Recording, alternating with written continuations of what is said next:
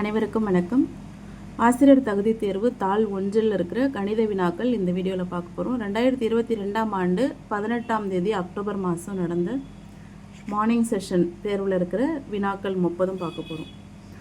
இதுக்கு முன்னாடி நாம் 2022ஆவது வருஷம் அக்டோபர் 15ஆம் தேதி நடந்த பேப்பர் 1ஓட கணித வினாக்கள் ஒரு வீடியோ போட்டிருக்கிறோம். 2012 பேப்பர் 1ஓட video maths video part 1 part 2வாக போட்டிருக்கிறேன். இப்போ இன்றைக்கே இந்த வீடியோ இல்லாமல் 2013, 17, 19 மூணுக்கும் பேப்பர் 1, 2012ஓட ரீடெஸ்ட் பேப்பர் 1 மொத்தம் 4 மேக்ஸ் வீடியோ இன்றைக்கி பதிவிடுவோம். அதையும் பார்த்து யூஸ்ஃபுல்லாக இருக்கும் பாருங்கள். வேறு ஸ்டடி மெட்டீரியல்ஸ் அது இது கொஷின் ஆன்சர்னு நீங்கள் தேடி போய் டைம் வேஸ்ட் பண்ணுறதை விட இந்த ப்ரீவியஸ் இயர் கொஷின் பேப்பர்ஸ் பார்த்தாலே உங்களுக்கு ஒரு கம்ப்ளீட் நாலேஜ் கிடச்சிரும். சூப்பராக நீங்கள் எக்ஸாம் அட்டன் பண்ணலாம். கண்டிப்பாக பாஸ் பண்ணலாம், அதில் எந்த சேஞ்சஸுமே கிடையாது. வாங்க வீடியோ பார்க்கலாம். ஃபர்ஸ்ட் கொஷின்,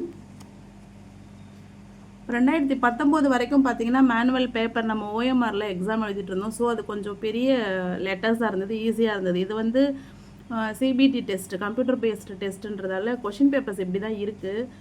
முடிஞ்சளவு ஜூம் பண்ணி காட்டுறேன். ஒரு செவ்வக வடிவ பூங்காவின் நீளம் 80 மீட்டர், சுற்றளவு 240 மீட்டர் எனில் அதன் அகலத்தை காண்க. நமக்கு செவ்வகத்தின் சுற்றளவு ஃபார்முலா தெரியும், நீளம் மட்டும் கொடுத்துருக்குறாங்க, அகலம் கேட்டிருக்கிறாங்க.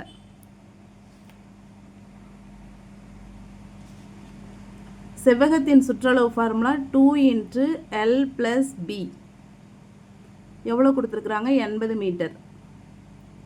சாரி, சுற்றளவு 240 மீட்டர். 2 × L 80 மீட்டர், B தெரியாது, 240. 80 + B = இங்கே பெருக்கல்ல இருக்க 2, இந்த பக்கம் வகுத்தலில் வரும் 240/2.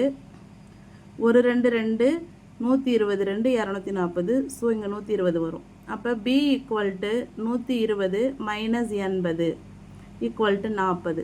அகலம் 40.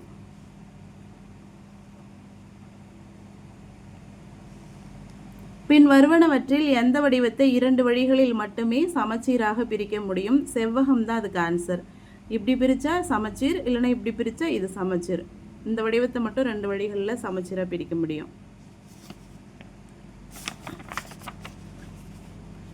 இது கொஞ்சம் பெரிய கணக்கு. அதாவது கணக்கு நம்ம அண்டர்ஸ்டாண்ட் பண்ணிக்கணும். 46,656ன்னு ஒரு நம்பர் கொடுத்துட்டு அதன் கனமூலத்தின் வர்க்கமூலம் காண்க. இதுக்கு ஃபஸ்ட்டு கனமூலம் கண்டுபிடிக்கணும், ஒரு நம்பர் கிடைக்கும், அதுக்கு வர்க்கமூலம் கண்டுபிடிக்கணும். ஸோ 46,656 நம்ம மினிமம் நம்பர்லேருந்து தான் போட்டு டானா வகுத்தல் செய்கிறோம்னு வச்சுக்கோங்களேன். ஃபுல்லாக அப்படியே செஞ்சுட்டே வரும்போது இங்கே 729 வருது. டானா வகுத்தல் எல்லாருக்குமே தெரியும். ஸோ இது 9 அளவு வகுக்கலாம். 8 9 72, 1 9 9. அது மீண்டும் 9 9 81ன்னு எழுதலாம்.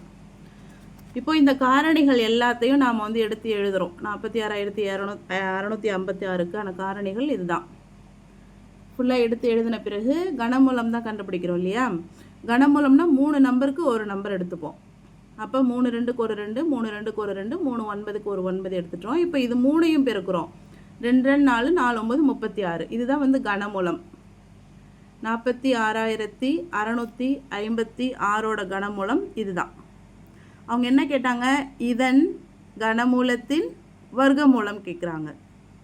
36ஓட வர்க்கமூலம் 6. 6 6 36. நமக்கு தெரியல, 6² எழுதுவோம் 36. அப்போ வர்க்கமூலம் 6. ஆன்சர் 6. A 3-fold invitation, ஒரு 3 மடிப்பு அழைப்பிதழ் அட்டையானது படத்தில் உள்ளவாறு அளவுகளை கொண்டுள்ளது. அதன் பரப்பளவை காண்க. இது ஒரு ஸ்டாண்டர்டோட மேக்ஸ் புக்கில் இருக்குது. எந்த ஸ்டாண்டர்ட்னு கண்டுபிடிச்சிங்கன்னா சொல்லுங்கள். இப்போது இது செவ்வகம். செவ்வகத்தின் பரப்பளவுக்கு நீளம் இருக்குது, அகலம் இருக்குது. இது ரெண்டும் சரிவகம். சரிவகத்தின் பரப்பளவு ½ h × A + B. H வேணும், A வேணும், B வேணும். இப்போது இது நம்ம ஹெச்ன்னு எடுத்துக்கிறோம். இப்போ இதை ஒரு சரிவகமாக கற்பனை பண்ணிக்கிறோம். இது H, இது ஏ, இது பி. நமக்கு பி தான் தெரியும், இந்த ஏ என்னன்னே அவங்க கொடுக்கல. ஒரு அளவு இல்லாமல் எப்படி இந்த பரப்பளவு கண்டுபிடிக்க முடியும்? அப்புறம் இந்த சரிவகத்துக்கு வரும். ஹெச் இருக்குது, ஏ இருக்குது, இந்த அளவு தெரியல. அப்போ ஒரு அளவு இல்லாமல் கண்டுபிடிக்க முடியாது. அப்போ நம்ம என்ன செய்கிறோம், இதை அப்படியே ஒரே சரிவகமாக நம்ம எடுத்துக்கிறோம். இப்போது ஹெச் இருக்குது, 8 8 16, ஏ இருக்குது 5 சென்டிமீட்டர், பி இருக்குது 16 சென்டிமீட்டர். இந்த 16 இங்கே வந்துடும் இல்லையா? ஸோ இதை அப்படியே ஒரே சரிவகமாக எடுத்துக்கிறோம். ஒரு சரிவகத்தின் பரப்பளவு, ஒரு செவ்வகத்தின் பரப்பளவு, இது ரெண்டையும் கூட்டினோம்னா இந்த அழைப்பிதழின் பரப்பளவு நமக்கு கிடைச்சிரும். இப்போ இந்த செவ்வகத்தின் பரப்பளவு 8 × 16 128. சரிவகத்தின் பரப்பளவு 1/2 h × a + b. h வந்து 8 8 16 உயரம், a வந்து 5, b வந்து 16.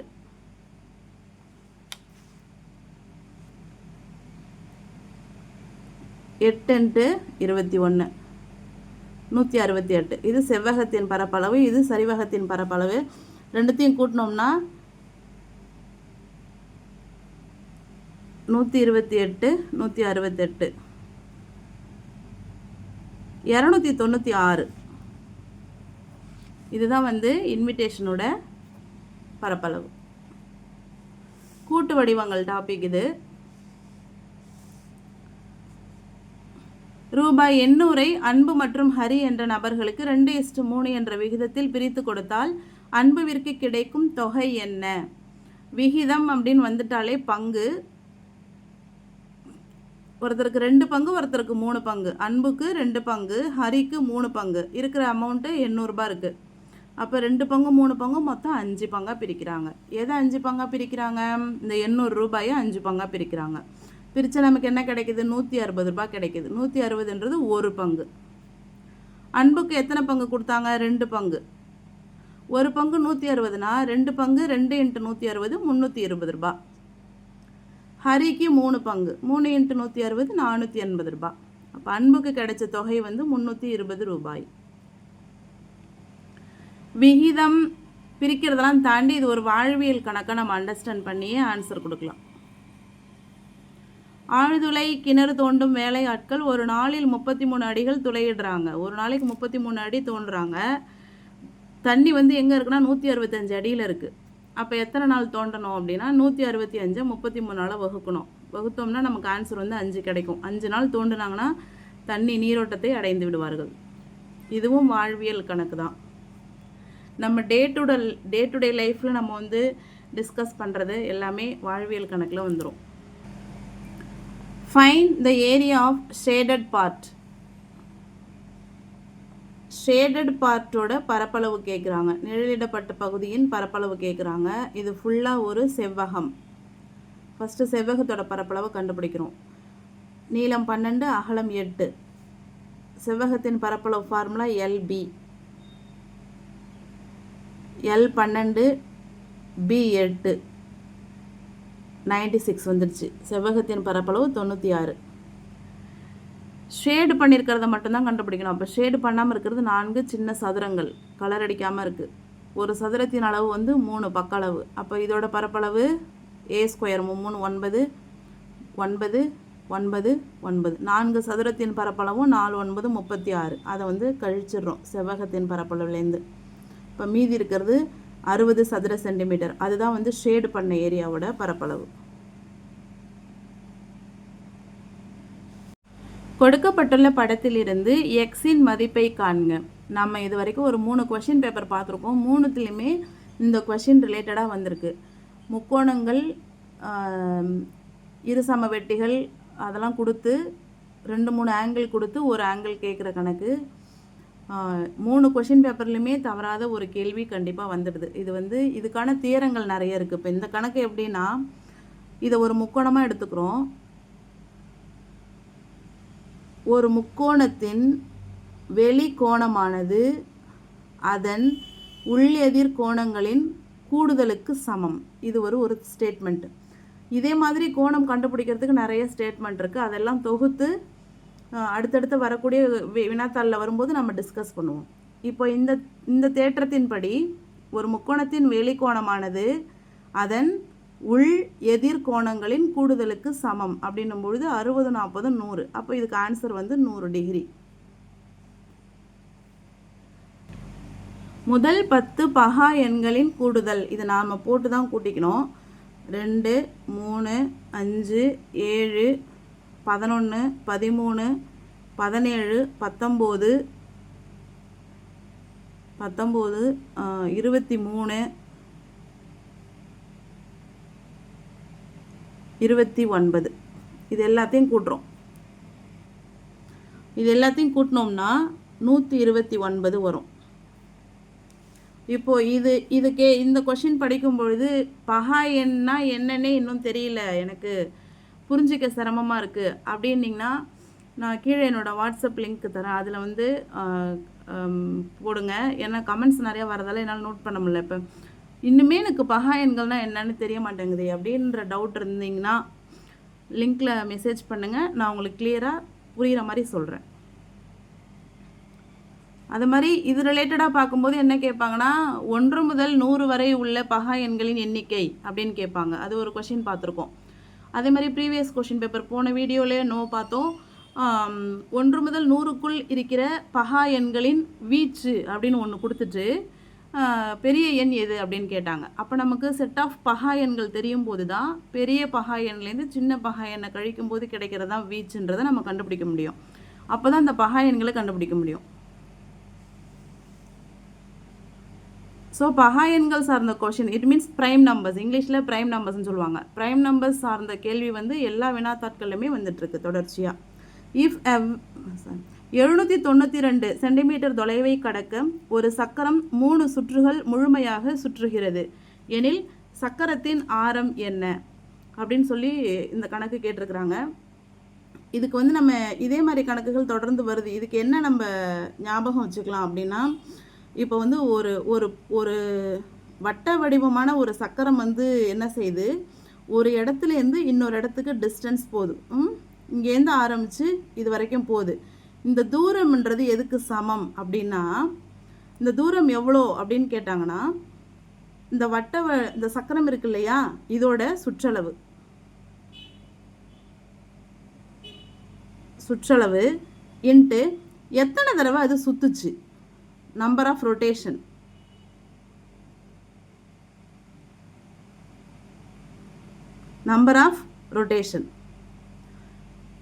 அதுதான் வந்து இந்த தூரம்.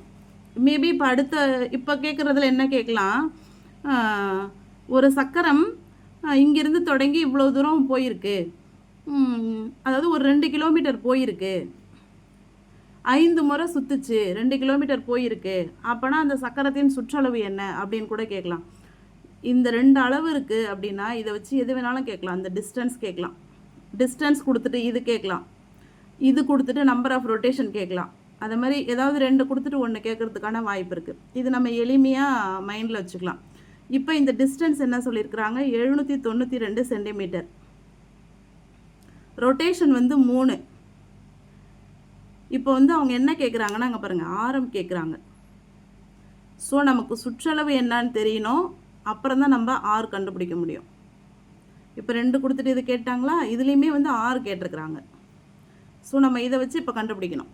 அதாவது 792 சென்டிமீட்டர் தூரம் போயிருக்கு, 3 தடவை சுற்றிருக்கு, சுற்றளவு ஆரம் என்னன்னு நமக்கு தெரியல, சுற்றளவு தெரியல, ஆரம் தெரியல.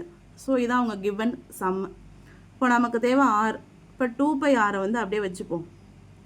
792 டிவைடட் பை 3, இந்த 3 வந்து இங்கே டிவைடில் வந்துடுமா. இப்போது 2 3 6, 6 3 18, 4 3 12. அப்போது 2πr நமக்கு என்ன கிடைக்குது, 264. 2π வந்து 22/7 r ஈக்குவல் டு 264. நமக்கு தேவை ஆர். 264 அப்படியே இருக்குது. இங்கே பெருக்கல்ல இருக்க 2 இங்கே வகுத்தலுக்கு வந்துடும். இந்த ஃப்ராக்ஷன் வந்து தலைகீழாயிடும், 7/22 ஆகிடும். ஸோ ஒரு 22 22, 2 22 22, மீதி 4 இருக்கும் 44. சாரி, ஒரு 22 22, மீதி 4 இருக்கும் 44, 2 22 44, இது 12. ஒரு 2 2 6 2 12 6 42 சென்டிமீட்டர். அப்போ நமக்கு ஆர் என்ன கிடைக்குது? 42 சென்டிமீட்டர். இது மாதிரியான கணக்குகளும் நமக்கு வரும். ஸோ இதை வந்து நீங்கள் நோட் பண்ணி வச்சுக்கோங்க. சுற்றளவு into number of rotation which is equal to distance.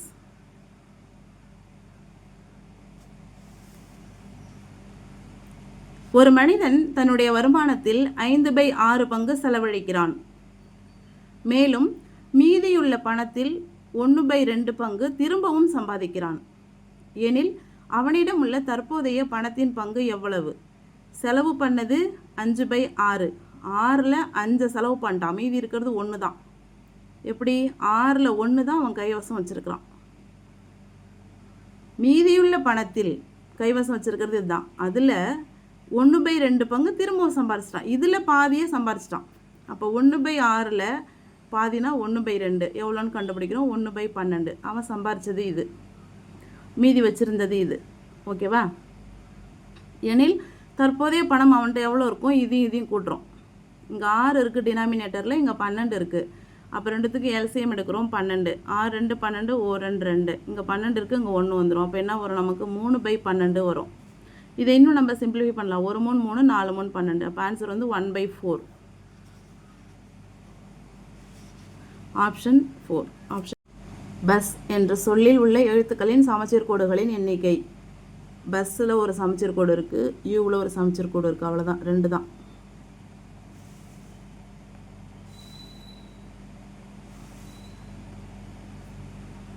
அட்பாஷ் மறை குறியீடு பயன்படுத்தி GSV ZMWவின் குறிப்பை காண்க. அட்பாஷ் மறை குறியீடு அப்படின்றது நம்ம ABCD Z வரைக்கும் எழுதிடுறோம். திரும்ப அதுக்கு வந்து நம்ம கோடிங் பண்ணுறோம். எப்படின்னா ரிவர்ஸில் கோடிங் பண்ணுறோம். இப்போ இசட்டுக்கு A கொடுக்குறோம், ஒய்க்கு B கொடுக்குறோம். அப்படியே ரிவர்ஸில் போகுது. ABCDEFGHIJKL. அதே மாதிரி ரிவர்ஸில் கோடிங் கொடுத்து கடைசியாக வந்து ஏக்கு இசட்டில் முடியும். இது வந்து அட்பாஷ் சைஃபர்னு சொல்லுவாங்க. இப்போது இவங்க என்ன கேட்குறாங்க? GSV ZMWவோட கோடு கேட்குறாங்க. இப்போ GSV நம்ம பார்க்கலாம். G இது இருக்குது, அதுக்கு T, S அதுக்கு H, V அதுக்கு E. அப்போ நம்ம பார்த்தது THE த. அடுத்து என்ன கேட்டிருக்கிறாங்க? ZMW கேட்டிருக்கிறாங்க. ZAMNWD. இப்போது என்ன கிடைக்குதுன்னா AND. The, east, and. இதான் வந்து answer. Option A.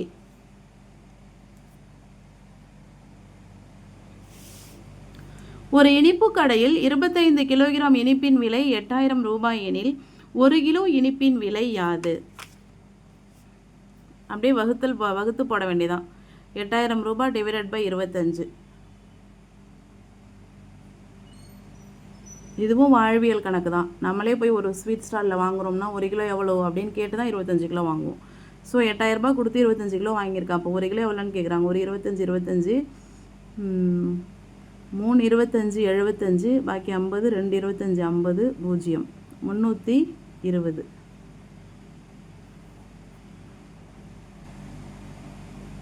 So the right answer is 320.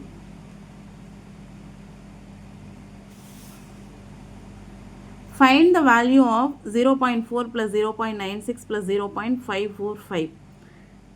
இது வந்து இப்போது சாதாரண கூட்டல் கழித்தல் நமக்கு தெரியும். இது வந்து டெசிமலில் இருக்குது. அப்போ நம்ம பிளேஸ் வேல்யூ சரியாக போட்டு கூட்டணும். அதை வந்து அனலைஸ் பண்ணுற மாதிரி கொடுத்துருக்குறாங்க. 0.4 நம்ம பாயிண்ட்லேருந்து தான் எழுதணும். எப்படி முழு எண் எழுதும்பொழுது ஒன்ஸ் பிளேஸ்லேருந்து எழுதிட்டு போகிறோமோ அதே மாதிரி டெசிமல் எழுதும்போது இந்த பாயிண்ட்லேருந்து இந்த 1/10 பிளேஸ்லேருந்து எழுதுகிறோம். அடுத்தது 0.96, 0.545 மூணுத்தையும் கூட்டுறோம். இப்போ இங்கெல்லாம் 0 இருக்கிறதா அர்த்தம். 5 10 10 19க்கு 9 கேரி 1, அதுங்க ஒன்ஸ் பிளேஸில் வந்துடும். 1.905. இதான் இதுக்கு ஆன்சர்.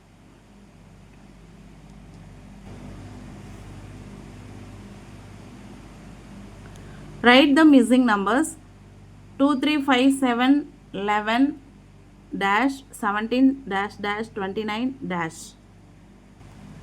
இது எல்லாமே ப்ரைம் நம்பர்ஸ். நம்ம இப்போ ஜஸ்ட் இப்போது ப்ரைம் நம்பர்ஸ் பார்த்தோம்ல, முதல் 10 பகா எண்களின் கூடுதல் பார்த்தோமா, அது ரெண்டையும் கம்பேர் பண்ணுங்களேன்.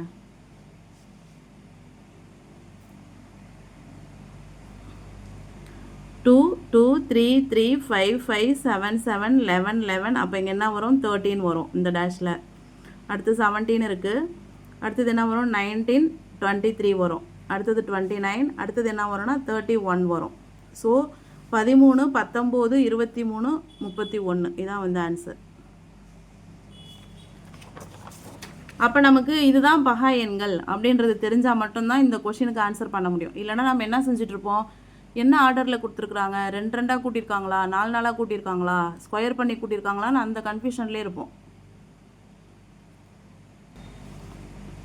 பின்வரும் படத்தை உற்று நோக்கி ஏயிலிருந்து ஈக்கு செல்ல குறைந்த அளவு நேரத்தை எடுத்துக்கொள்ளும் வழித்தடம் எது? ஏ இங்கே இருக்குது, இ இங்கே இருக்குது. போனால் இப்படி போகலாம், 20 மணி நேரம் ஆகுது. இல்லைனா இப்படி போகலாம், 7 நாளும் 11, 11 ஆறும் 17 மணி நேரம் ஆகுது. இல்லைனா இப்படி வந்து இப்படி போகலாம், 12 3 15, 15 6 21 மணி நேரம் ஆகுது. இப்படி வந்து எப்படினாலும் போகலாம். ஆனால் குறைந்த நேரத்தில் போகிறது வந்து இந்த வழி தான். 7 நாளும் 11, 11 ஆறும் 17 மணி நேரத்தில் ஈக்கு போயிடலாம். அப்போ A to B, B to D, D to E, A B D E. Option C. The ascending order, ஏறு வரிசை கேட்டிருக்கிறாங்க. ஏறு வரிசைனா சின்ன நம்பர்லேருந்து பெரிய நம்பருக்கு எழுதுவோம். இதே மாதிரி போன லாஸ்ட் வீடியோலையும் பெரிய பெரிய நம்பராக கொடுத்துருந்தாங்க, ஃப்ராக்ஷன் கொடுத்து அதை வந்து இறங்கு வரிசையில் எழுத சொல்லியிருந்தாங்க. 13, 11 அதுக்கெல்லாம் எல்சிஎம் எடுக்கிற மாதிரி நிறைய நம்பர்ஸ் கொடுத்துருந்தாங்க.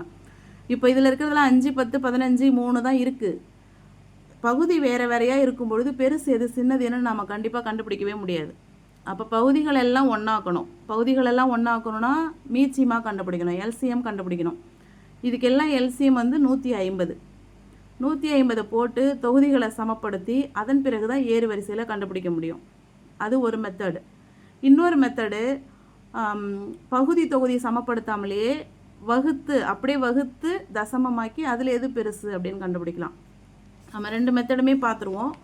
உங்களுக்கு அந்த டைமில் எது ஹெல்ப்பாக இருக்கோ அதை நீங்கள் யூஸ் பண்ணிக்கலாம். ஃபஸ்ட்டு வந்து டெசிமல் மெத்தட் பார்த்துருவோம். இப்போ 3/5னா 3 வந்து 5ஆல் வகுக்கிறோம். 1 3 3, சாரி 3 வந்து 5ஆல் வகுக்கிறோம். 3ல் 5 வராது, அப்போ புள்ளி வச்சுட்டு ஒரு சைஃபர் சேர்த்துக்கிறோம். 6 5 30. அப்போ 3/5க்கு என்ன ஆன்சர்னா 0.6, அவ்வளோதான். அடுத்து 7/10 இருக்குது. 7 வந்து 10ஆல் டிவைட் பண்ணுறோம், புள்ளி வச்சுட்டு சைஃபர் சேர்க்குறோம். 6 10 60, சாரி 7 10 70 வந்துடும். இப்போது 7/10க்கு என்ன ஆன்சர்னா 0.7. இது 0.6, இது 0.7. அடுத்தது 4/15.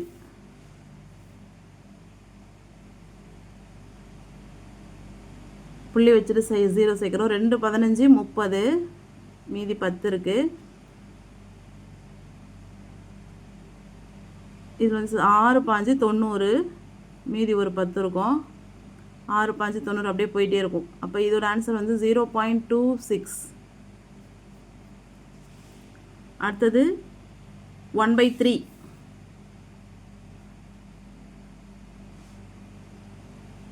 3 3 9, மீதி 1, 3 3 9 அப்படியே போயிட்டுருக்கும். அப்போ இதோட ஆன்சர் வந்து 3. இப்போ நம்ம 4த்துக்குமே வகுத்து டெசிமலில் வச்சுருக்குறோம். இதில் எது ரொம்ப சின்னதுன்னா இதுதான் ரொம்ப சின்னது, 0.26.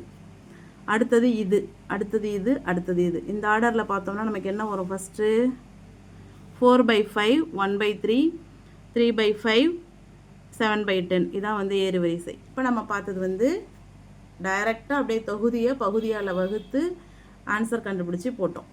இன்னொன்று என்ன மெத்தட்னா எல்சிஎம் எடுத்து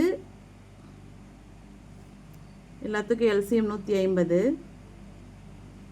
3/5 இருக்குன்னா அதோட வந்து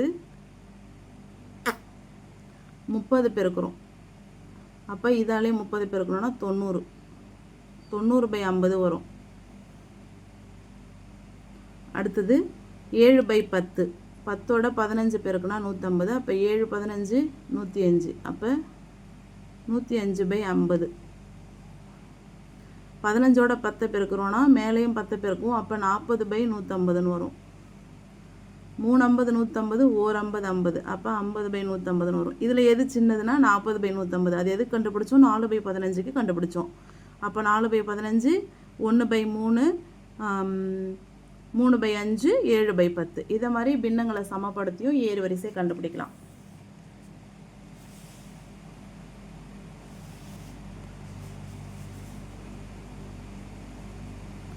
ஒரு நகரத்தின் மக்கள் தொகை ஆண்டுக்கு 8% வீதம் அதிகரிக்கிறது. 2018ஆம் ஆண்டு மக்கள் தொகை 5,31,441 இருந்தது. 2016ஆம் ஆண்டில் மக்கள் தொகையை காண்க.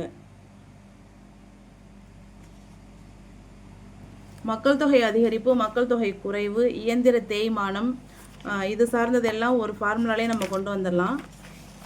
போன கொஷின் பேப்பர் என்ன பார்த்தோம்?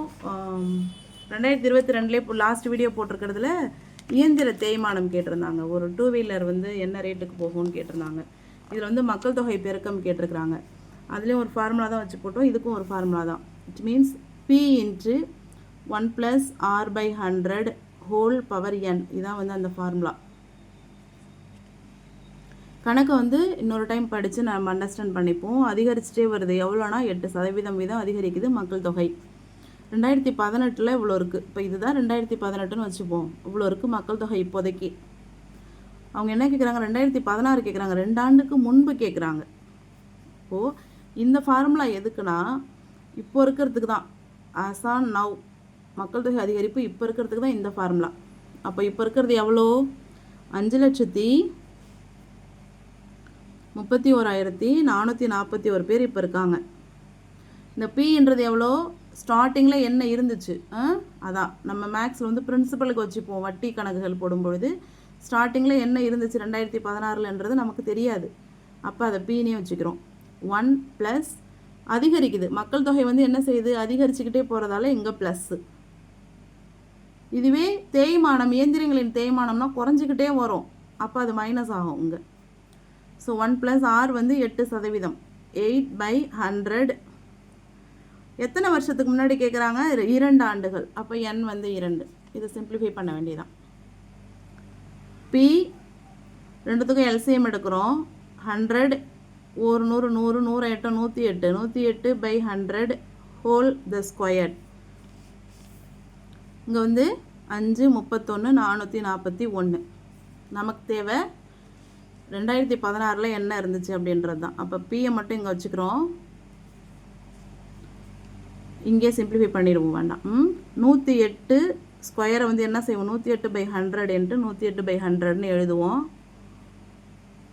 5,31,441. இதை வந்து சிம்பிளிஃபை பண்ணுறோம். 54 2 108 52 100. 54 2 108 52 100. இது இன்னமும் சிம்பிளிஃபை பண்ணலாம். 27 2 54 25 2 50. 27 2 54 25 2 50. இப்போ என்ன செய்கிறோம்? Pயை மட்டும் இங்கே வச்சுக்கிறோம். இங்கே வந்து 5,31,441 இருக்குது. இந்த 27/25 இந்த பக்கம் 25/27 வரும். இன்று அதுவும் அப்படியே தான் வரும். 25/27 வரும். இப்போ சிம்பிளிஃபை பண்ணுறது தான் வேலை நமக்கு. ஆக்சுவலாக இங்கே 27 வரைக்கும் நம்ம சுருக்கியிருக்கிறதால 27 இங்கே இம்ப்ளிமெண்ட் பண்ண முடியுமா அப்படின்னு பார்ப்போம். அதுக்கு வந்து வகுத்து தான் பார்க்கணும். 5,31,441 27 ஒரு 27 27 26 1 9 2 9 7 வரும். 9 7 63 9 2 18 ஆகும். 24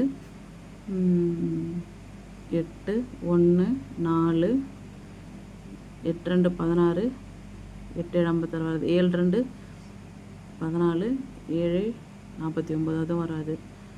6 வருதான்னு பார்க்கலாம். ஸோ நம்ம வந்து 27 வகுக்கும் பொழுது 19,683 வருது. இப்போ ஒரு 27 19,683 27 இது வருது. இப்போ மீண்டும் 27 இதையும் நம்ம என்ன செய்யலாம், அடிக்கலாம்.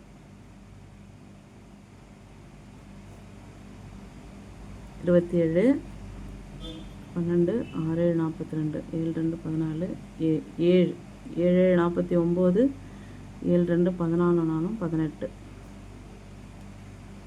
பாக்கி 7 78 3 2 6 3 21 வராது, 2 வரும் 54 2 3 7 9 2 18 9 9 வரும் 9 7 63 பாக்கி 6 9 2 18 6 24. ஓகே, இப்போது ஒரு 27 இங்கே வந்து 729 வருது. இப்போ இது எல்லாத்தையும் நம்ம பெருக்கணும்னா அதுதான் 2016 இருந்த மக்கள் தொகை. 25 625 நமக்கு தெரியும். அப்போ 729 பெருக்கல் 625.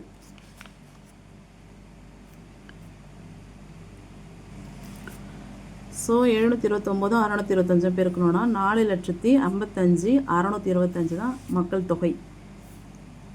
P = 4,55,625 தான் மக்கள் தொகை. Option C. நம்ம இந்த கணக்கில் என்ன செஞ்சோம், ஃபார்முலாவை போட்டோம். ஃபார்முலாவில் நம்மள்ட்ட இருக்கிற டீட்டெயில்ஸ் எல்லாம் போட்டோம். திரும்ப 1 by 1 சிம்பிளிஃபை பண்ணணும். அப்புறம் பெருக்கணும், அப்புறம் வகுத்தோம். அதன் பிறகு கடைசியாக வந்து பெருக்கல் செஞ்சுருக்கிறோம். இது எல்லாமே அடிப்படை செயல்பாடுகளை ஒட்டி தான் வந்திருக்குது. கடைசியாக வந்து 2016 இருந்த மக்கள் தொகையை கண்டுபிடிச்சிருக்கோம். இது சார்ந்த ஒரு கணக்கு கண்டிப்பாக இந்த வரப்போகிற கொஷின் பேப்பரில் வரதுக்கான எல்லா வாய்ப்புகளும் இருக்குது.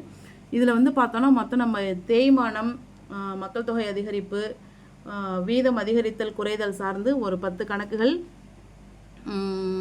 தனியாக இருக்குது. அது ஒரு தனியாக ஒரு வீடியோவாக போட முடிஞ்சால் போடுறேன் உங்களுக்கு.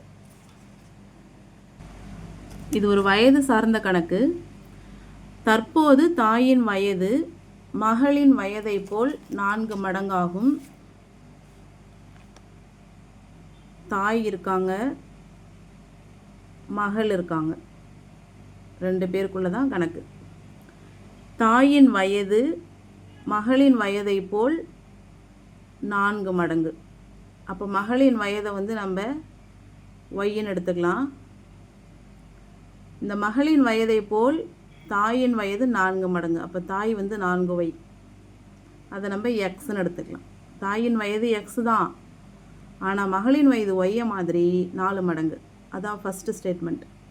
3 ஆண்டுகளுக்கு பிறகு 3 வருஷம் ஆயிடுச்சு. அப்போ மகள் என்னவாயிடுவாங்க, 3 வயசு அதிகமாகிடுவாங்க. தாயின் வயது மகளின் வயதை போல் 3 மடங்கு. அப்போ அம்மாவும் என்னவாயிடுவாங்க, 3 வயசு ஆகிடும். அவங்களுக்கும் எக்ஸ் ப்ளஸ் 3 வயசு அதிகமாகிடும். அப்போது 4y + 3 ஆகிடுவாங்க.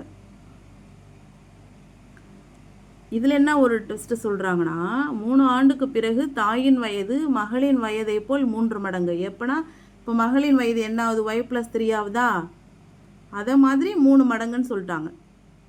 y + 3 மாதிரி 3 மடங்கு. இப்போ பார்த்தோன்னா தாயின் வயது மகளின் வயதை போல் 4 மடங்குல இருக்குங்க. 3 ஆண்டுகளுக்கு பிறகு, அப்போ 2 பேருக்குமே 3 வயசு அதிகமாக தானே ஆகும். 3 ஆண்டுகளுக்கு பிறகு தாயின் வயது என்னவாயிடுது, மகளின் வயதை போல் 3 மடங்காயிடுது. இதுதான் நமக்கு ஃபைனல் ஸ்டேட்மெண்ட்டு. அவங்க தாயின் வயது என்னன்னு கேட்குறாங்க. இப்போ இதை வச்சு நம்ம சிம்பிளிஃபை பண்ண போகிறோம். நம்ம ஃபஸ்ட்டு எக்ஸுக்கு என்னன்னு எடுத்துருக்கோம், மகளின் வயதை போல் 4 மடங்கா. அப்போ எக்ஸுக்கு பதிலாக 4y + 3 3 × y 3y 3 3 9. y எங்கே கொண்டு வந்துடலாம், 4y - 3y 3 இங்கே போயிடும், 9 - 3 = 6. 4yல 3y போயிடுச்சுன்னா 1y = 6. yன்றது யார், மகள். அவங்களுக்கு என்ன வயசாகுது, 6 வயசாகுது. இதை மாதிரி தாய்க்கு 4 மடங்கு. அப்போ 4 24 வயசாகுது தாய்க்கு. 3 வருஷத்துக்கு பிறகு இவங்களுக்கு என்ன வயசாகும், 9 வயசாகும். 3 வருஷத்துக்கு பிறகு இவங்களுக்கு என்ன வயசாகும், 27 வயசாகும். அப்போ அவங்க என்ன சொல்கிறாங்க, மகளின் வயதை போல் தாய் வந்து 3 மடங்கு, 3 9 27. நம்ம கண்டுபிடிச்சிருக்கிற ஆன்சர் கரெக்டு. தாயின் வயது என்ன, 24.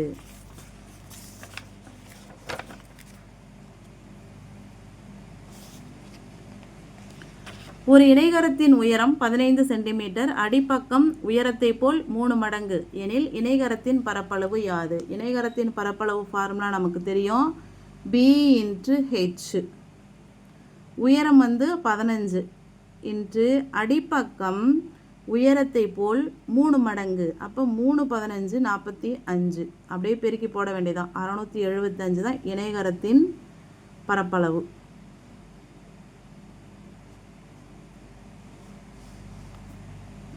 A ஆனது வட்டத்தின் பரப்பை குறிக்கிறது, மேலும் R ஆனது வட்டத்தின் ஆரத்தையும் C ஆனது வட்டத்தின் சுற்றளவையும் குறித்தால் பின் வருவனவற்றுள் எது சரி அப்படின்னு கேட்குறாங்க. நம்ம ஒன்று ஒன்றா எடுத்து தான் போட்டு பார்த்தாகணும். இருந்தாலும் ஏன்றது பரப்பளவு, இங்கே தனியாக செய்வோம். ஏன்றது பரப்பளவு ஃபார்முலா πr², ஏன்னா இது வட்டம் இல்லையா. ஆறுன்றது ஆரம், R = ஆரம். Cன்றது சுற்றளவு, C = 2πr. இவங்க இது மூணையும் பயன்படுத்தி இது கொடுத்துருக்குறாங்க. இதுதான் இப்போ ரைட் ஆன்சர். இது எப்படின்னா, ஆறுன்றது என்ன, ஆரா, சின்றது என்ன, 2πr, which is equal to 2a கொடுத்துருக்காங்களா. 2 × a என்ன, πr². ஆருக்கு பதிலாக ஆர் போட்டோம், சிக்கு பதிலாக 2πr போட்டோம், 2aக்கு பதிலாக 2 × πr² போட்டோமா. இப்போது 2 கேன்சல் ஆகிடும், பை கேன்சல் ஆகிடும், r² கேன்சல் ஆகிடும். ஸோ ரெண்டுமே ஈக்குவலாக இருக்கா. அப்போது இந்த ஸ்டேட்மெண்ட்டு தான் கரெக்டு. மிச்சம் எல்லாமே நம்ம ஒர்க் அவுட் பண்ணி தான் கண்டுபிடிக்கணும். ஒன்றே ஒன்று ஒர்க் அவுட் பண்ணி காமிக்கிறேன். சி என்ன கொடுத்தாங்க, சுற்றளவுன்னு சொன்னாங்களா, அது 2πr. அதுக்கு தான் இங்கே எழுதிட்டோம் நம்ம. பை ஏ என்ன, பரப்பளவா, πr² = r என்ன, r. இப்போது பை கேன்சல் ஆகிடும், ஆரும் ஒரு ஆரும் கேன்சல் ஆகிடும். நமக்கு வந்து 2/r மீதி இருக்கும், இங்கே r வரும். இது ரெண்டும் ஈக்குவல்ட்டு கிடையாது. அப்போது இது தவறு. அதே மாதிரி இதெல்லாம் செஞ்சு பார்த்தாலும் தவறு தான் வரும். Right answer this one. ஒரு உருளையின் ஆரம் அதன் உயரத்தில் 1/5 எனில் அதன் மொத்த புறப்பரப்பு, டோட்டல் சர்ஃபேஸ் ஏரியா கேட்குறாங்க. என்னென்ன கொடுத்துருக்குறாங்க, ஒன்றுமே கொடுக்கல. அதில் வந்து நிறைய ஒரு ட்விஸ்ட் வச்சு கொடுத்துருக்குறாங்க. ஒரு உருளையின் ஆரம் அதன் உயரத்தில் 1/5 எனில் அதன் மொத்த புறப்பரப்பு ஃபார்முலா எழுதிடுவோம். சிலிண்டரோட total surface area formula 2πr × r + h. இதான் வந்து ஃபார்முலா. என்ன சொல்கிறாங்க, இந்த r வந்து ஹெச்சில் 5/5. அப்போ h/5 தான் r. ஆரம் உயரத்தை போல் 5/5. ஆரம் உயரத்தில் 5/5. இதான் அவங்க கொடுத்துருக்குற நம்மக்கிட்ட இருக்கிற ஒரு ஐடியா. இதுதான், இதை வந்து இதில் எம்ப்ளைஸ் பண்ணுறோம். ஆன்சர்லாம் பார்த்தோம்னா எல்லாமே பையில் தான் கொடுத்துருக்குறாங்க. ஸோ நம்ம பைக்கு வேல்யூ போட வேண்டாம், அப்படியே வச்சுக்கலாம். 2π, ஆருக்கு பதிலாக என்ன போடுறோம், h/5ன்னு போடுறோம். h/5 × ஆருக்கு பதிலாக h/5 + h. 2π h/5. இதுக்கு எல்சிஎம் எடுத்தோம்னா இங்கே 5 வரும், இங்கே 5h வரும். 5h + 1h 6h/5.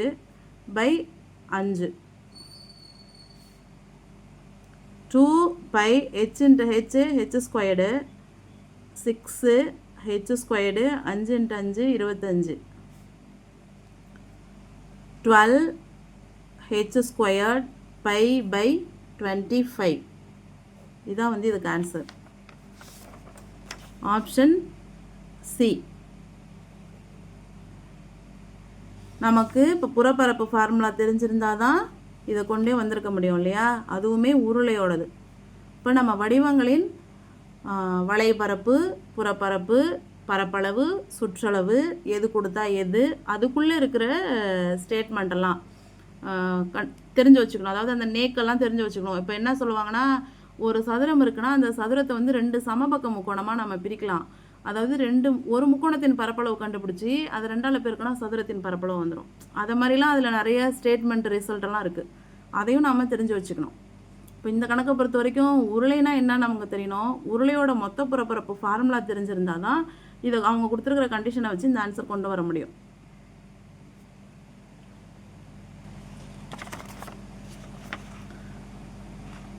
சித்தார்த், இது சும்மா ஒரு ஜஸ்ட் வாழ்வியல் கணக்கு தான், நம்ம மனசுலேயே கணக்கு போட்டுடலாம். சித்தார்த் 3 கிரிக்கெட் பந்துகளை ஒரு விளையாட்டு பொருட்கள் விற்கும் கடையில் வாங்க விரும்புகிறான். அவனுக்கு தேவை 3 கிரிக்கெட் பந்து தான். ஒரு பெட்டி 12 பந்துகள். ஒரு பெட்டியின் விலை 240 ரூபா. நம்ம இங்கே ஒரு பெட்டின்னு எடுத்துக்கிட்டால் குழம்பிடுவோம். 12 பந்துகளின் விலை 240 ரூபா. சித்தார்த் 3 பந்துகளை வாங்க எவ்வளவு தொகை செலுத்த வேண்டும்? 12 பந்து 240 ரூபானா ஒரு பந்து எவ்வளோ? 20 ரூபா. அப்போ 3 பந்து 60 ரூபா.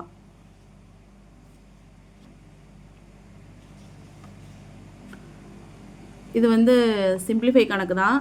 அடைப்புக்குறி, பெருக்கல், வகுத்தல், கழித்தல் எல்லாமே இருக்குது. கணக்கு ஃபஸ்ட்டு நம்ம எடுத்து எழுதிக்கிறோம். அடுத்தது ப்ராக்கெட்டை ரிமூவ் பண்ணுறோம். பாட்மாஸ் ரூல் படி ப்ராக்கெட்டை ரிமூவ் பண்ணுறோம். அப்போ இது 2 பெருக்கல்ல தான் இருக்குது. நேரடியாக பெருக்கிடுறோம். 7 35, 4 14, 56 பெருக்கிடுறோம். இல்லைனா இங்கே கூட சிம்பிளிஃபை பண்ணிடலாம். ஃபஸ்ட்டு இந்த மாதிரி போட்டுருவோம். அடுத்தது மைனஸ். இந்த ப்ராக்கெட்டை ரிமூவ் பண்ணுறதுக்காக இந்த வகுத்தில் என்னவாகுது? பெருக்கல் ஆகுது. இந்த நம்பர் தலைகீழாகுது. 5/6 ஆயிடுச்சு. ஸோ இதை அப்படியே பெருக்கிறோம். 4 5 20, 7 6 42. இப்போ இந்த இடத்துல நம்ம எந்த அளவு சிம்பிளிஃபை பண்ண முடியுமோ பண்ணிடலாம். இது ரெண்டுமே 7ஆல் நம்ம கிராஸ் அவுட் பண்ணலாம். 7 35, 8 7 56. அப்போ 5/8 நமக்கு கிடைக்குது. மைனஸ் இது 2ஆல் பண்ணலாம். 10 2 20, 21 2 42. அப்போ 10/21. இப்போ இது ரெண்டுத்துக்கும் நாம் எல்சிஎம் எடுக்கலாம். எல்சிஎம்னா கிராஸ் மல்டிப்ளிகேஷன் பண்ணிடலாம். 8 × 21 ரெண்டையும் பெருக்கணும்னா அதான் எல்சிஎம். அப்போ 5ஆல் 21 பெருக்குவோம், 105 வரும். மைனஸ் 8ஆல் 10 பெருக்குவோம், 80 வரும். 105ல் 80 போச்சுன்னா 25. 8 8 21, 168. 25/168 தான் இதுக்கு ஆன்சர். Option A. இந்த இடத்துல நம்ம சிம்பிளிஃபை பண்ணாமல் விட்டோம்னா கணக்கு ரொம்ப பெரிய பெரிய நம்பர்களாக வருது. அதனால் இங்கேயே நம்ம முடிஞ்சளவு சுருக்கிட்டோம்னா ஆன்சர் எளிமையாக கொண்டு வந்துடலாம்.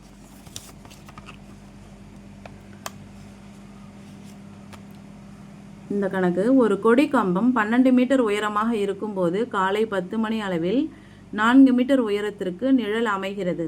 அதே நேரத்தில் 18 மீட்டர் நிழல் உயரமாக இருக்கும்பொழுது கட்டிடத்தின் உயரம் என்ன அப்படின்னு கேட்குறாங்க. இது உயரம் ஷேடோ சார்ந்த ஒரு கணக்கு. இதுக்கு ஒரு ஃபார்முலா இருக்குது. இதில் நமக்கு கட்டடம், கொடி கம்பம், கட்டடத்தோட உயரம், அதோட நிழலோட உயரம், கொடி கம்பத்தோட உயரம், அதோட நிழலோட உயரம், இதுதான் வருது. நமக்கு இதுக்கான ஃபார்முலா என்ன கொடுத்துருக்குறாங்கன்னா, height of the flag divided by shadow of the flag which is equal to height of the building divided by shadow of the building. இதை வச்சு நம்ம போட்டுற வேண்டியதான். கொடி கம்பத்தோட உயரம் என்ன கொடுத்துருக்குறாங்க? 12 மீட்டர். அப்போ 12 டிவைடட் பை நிழல் எவ்வளோ இருக்குது? 4 மீட்டர். இப்போ 4 which is equal to 18 metre நிழல் இருக்கும் பொழுது கட்டிடத்தின் உயரம். அப்போ ஹைட் ஆஃப் த பில்டிங் நமக்கு தெரியல, கட்டிடத்தின் உயரம் தான் தேவை. நிழல் 18 மீட்டர். இப்போ நமக்கு தேவை ஹைட் ஆஃப் த பில்டிங். அதை மட்டும் இங்கே வச்சுக்கிறோம். இங்கே பகுதியில் இருக்க 18 இங்கே பெருக்கல்ல வரும். இங்கே 12/4 இருக்குது, பெருக்கல் 18ன்னு வரும். 2 2 4, 9 2 18, 1 2 2, 6 2 12, 6 9 54. அப்போ ஹைட் ஆஃப் த பில்டிங் 54. இது சார்ந்த கணக்குகள் இந்த ட்ரிப்பு வரத்துக்கு 90% வாய்ப்பு இருக்குது. இது சார்ந்த கணக்குகள் என்னென்ன இருக்குன்னு ஒரு செட் ஆஃப் ரெடி பண்ணி உங்களுக்கு போஸ்ட் பண்ணுறோம். இதை ஃபார்முலா மட்டும் இப்போ நோட் பண்ணி வச்சுக்கோங்க. 16 ஸ்ட்ராபெரி பெட்டிகளின் அடக்க விலையானது 20 ஸ்ட்ராபெரி பெட்டிகளின் விற்பனை விலைக்கு சமம் எனில் லாபம் அல்லது நட்ட சதவீதம் காண்க. இது லாஸ்ட்டு ப்ரீவியஸ் வீடியோ போட்டிருக்கிறதுலையும் கேட்டிருக்கிறாங்க பாருங்கள். அடக்க விலை விற்ற விலை கொடுத்து கேட்டிருப்பாங்க. அதில் பேனாக்கள் நினைக்கிறேன். சரி, இதுக்கு என்ன ஃபார்முலா வச்சு நம்ம போடலாம் அப்படின்னா, இந்த மாதிரி அடக்க விலை விற்ற விலை கொடுத்ததுன்னா ஃபஸ்ட்டு அடக்க விலை 16x, அடுத்தது விற்ற விலை 20x டிவைடட் பை விற்ற விலை 20x. இப்போ இந்த இடத்துல ப்ளஸ்ஸா மைனஸா அப்படின்றது நம்ம இங்கேயே கூட போட்டுக்கலாம், கிடைக்கிற ஆன்சரை வச்சும் கூட நம்ம போட்டுக்கலாம். இப்போ வந்து இங்கே மைனஸ் வச்சுக்கிறோன்னு வச்சுப்போம். என்ன வரும் நமக்கு சிம்பிளிஃபை பண்ணால்? பெரிய நம்பர் 20 தான். 20ல் 16 போயிடுச்சுன்னா 4x வரும், மைனஸ் வரும், ஏன்னா இதோட சைன் வந்து மைனஸ். அப்போ ஒரு நாள் 4, 5 நாள் 20 நம்ம வந்து இது பண்ணுவோம், மைனஸில் வரும் ஆன்சர், -20ன்னு வரும். அது நஷ்டம்னு அர்த்தம். நம்ம இங்கேயே வந்து நஷ்டமாக லாபமானு கண்டுபிடிச்சிட்டோம்னா சைனை பற்றி நமக்கு பிரச்சனை இல்லை. நம்ம இப்போ இந்த சைனை வச்சு போடுவோம். ஆக்சுவலாக இதுக்கு 2 ஃபார்முலா இருக்குது. அடக்க விலை ப்ளஸ் விற்ற விலை டிவைடட் பை விற்ற விலை, ப்ளஸ் போட்டு செஞ்சோம்னா அது லாபம், மைனஸ் போட்டு செஞ்சோம்னா அது நட்டம். அப்படி இல்லை இங்கே ப்ளஸ்ஸே வச்சு செஞ்சோம்னா கடைசியாக நமக்கு மைனஸில் ஆன்சர் வந்ததுன்னா அது வந்து நட்டம்.